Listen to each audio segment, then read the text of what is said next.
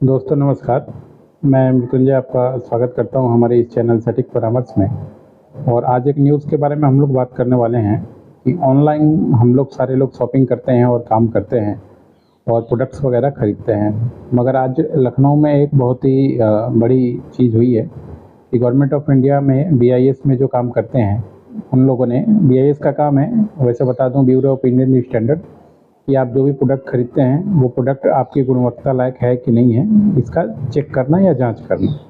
तो फ्लिपकार्ट और अमेज़न के बहुत सारे वेयर हाउस पे आज इनका छापा पड़ा है।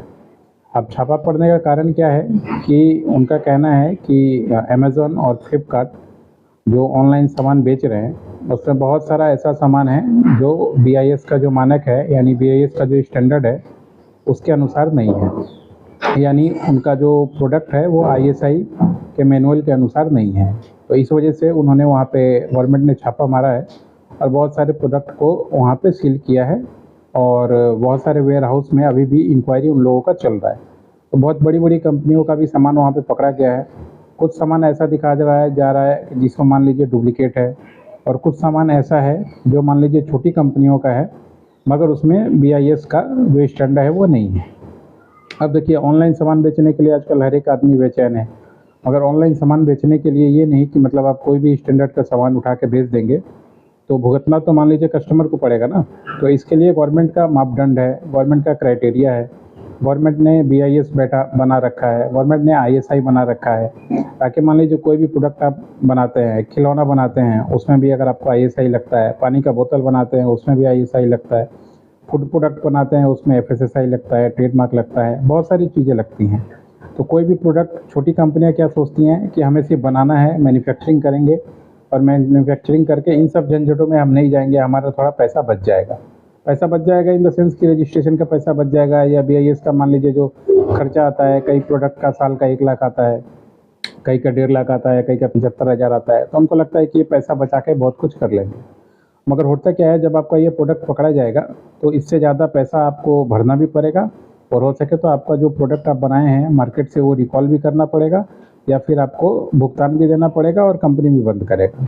गवर्नमेंट के पास पावर है कि अगर आप बिना स्टैंडर्ड वाला कोई भी सामान बेचें तो आप पे एक्शन लिया जा सकता है। और पब्लिक अभी अवेयर है।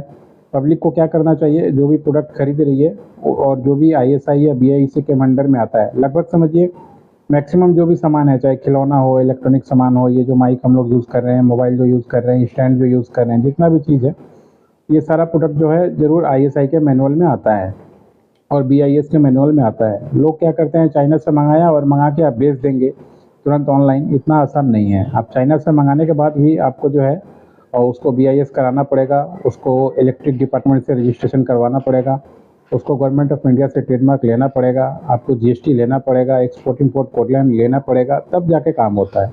ऐसे ही नहीं, यहाँ 2 नंबर का कोई धंधा नहीं चल रहा है गवर्नमेंट के यहाँ पे कि कोई भी आएगा तुरंत सामान मंगाएगा और भेज देगा, तब तो गवर्नमेंट को कुछ मिलेगा ही नहीं।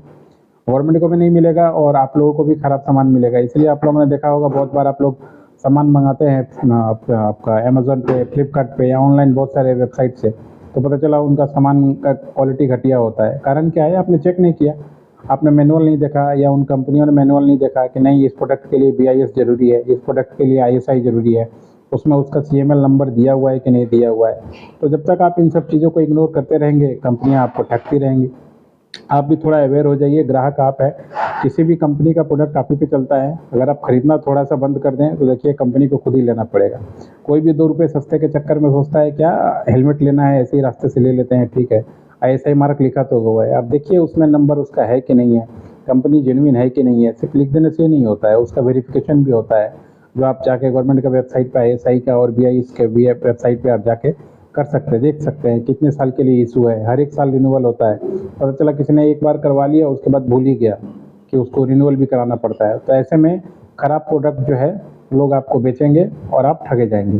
तो हमेशा थोड़ा मैनुअल देख के, गवर्नमेंट का जो गाइडलाइन है, गाइडलाइन को सोच समझ के ही गवर्नमेंट ने बनाया है ताकि आप सुरक्षित रहें। आपकी सुरक्षा के लिए ही चीज़ें हैं, किसी और के लिए नहीं।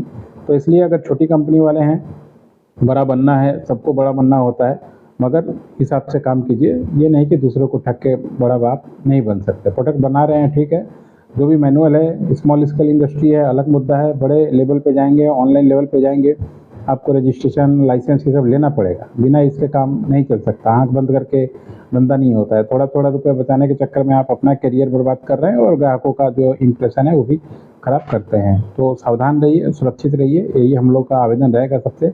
BIS का ISI का मार्क देख के ऑनलाइन प्रोडक्ट खरीदिए, सेफ्टी रहिएगा। और अगर आप पुरानी कंपनी है, नई कंपनी है, अपने प्रोडक्ट को नहीं पता कि किस तरीके से BIS में ले जाना है, ISI में ले जाना है या किस तरीके से गवर्नमेंट से रजिस्ट्रेशन कराना है, तो हमारा नंबर नोट कर लीजिए 9230222490।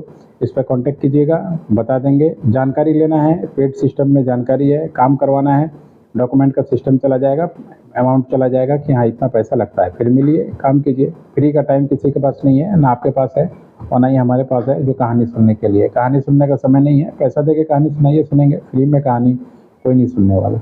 और अगर ISI का कोई भी काम करना हो, रजिस्ट्रेशन करवाना हो, हॉस्पिटल का एक्रेडिटेशन करवाना हो, बहुत सारा चीज़ ISI कवर करता है, BIS कवर करता है, तो ये सारा चीज़ हम लोग करवाते हैं। कंपनी हमारी है, अभी सिलीगुड़ी में काम कर रही है, कोलकाता में परमानेंट है, पटना में परमानेंट है, दिल्ली में एसोसिएट ऑफिस है, बेंगलोर में एसोसिएट ऑफिस है।